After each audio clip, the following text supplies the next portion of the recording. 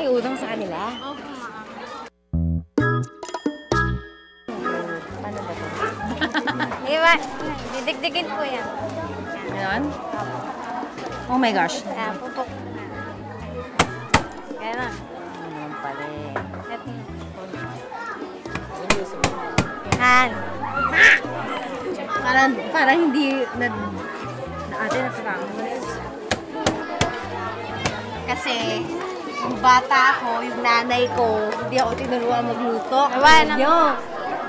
kayo po, kumakain po kayo. Oo, tsaka gusto ko yung sardinas na yung, yung ganyan, tapos lagyan ng bawang, tapos mapula-pula siya. Yun ba yan? Tapos may haluan mo ng itlog, gano'n. Nag-aaral sila. Opo, kasi kami pong matatanda, nag-stop na po kami. Sabay-sabay po kasi nag-aaral. So, college, anong na-stop nyo? High school? College? Anong gagawin? Yung mga kapatid mas bata, yung mauuna muna. Sila po yung nag-aaral ngayon. Mga senior high. May pero nakaipon po. Nag-aaral ulit. Tuloy na tuwa sa kanila, Ay, talaga. kahit nahihirapan sila or ano, nakangiti pa rin sila. Sobrang saya pa rin nila. Ay, Diyos ko na. Walang gas o stove ang pamilya Asuncion. Kaya, another challenge accepted. Ang pagluluto gamit lang ang uling.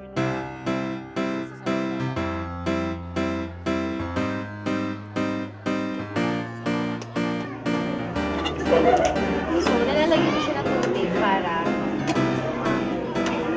may sabaw. Okay.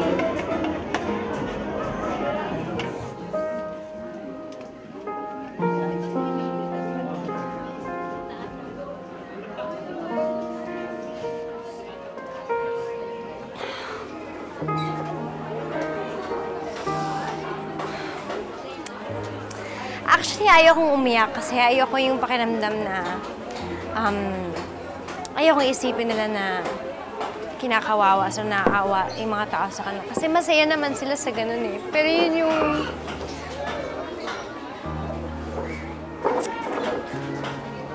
Hindi ko na maintindihan yung dalawang dilata ng sardinas.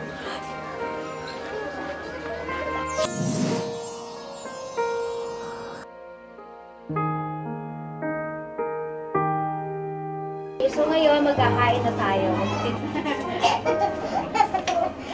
Okay ka naman. Mukhang nailuto ko naman ata ng maayos ang pananghalian. Oras na ng kainan.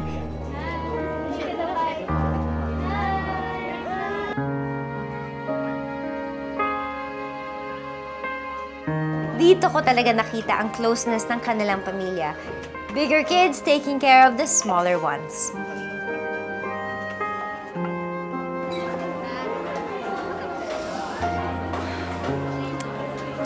Actually, ayokong umiyak kasi ayoko yung pakiramdam na ayokong isipin nila na kinakawawa so naaawa yung mga tao sa kanila. Kasi masaya naman sila sa ganun eh. Pero yun yung...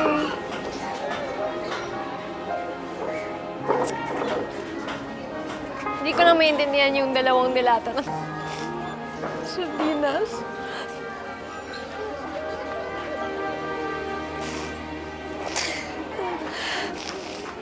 Sobrang bayat nila, sobrang saya-saya nilang pamilya. So,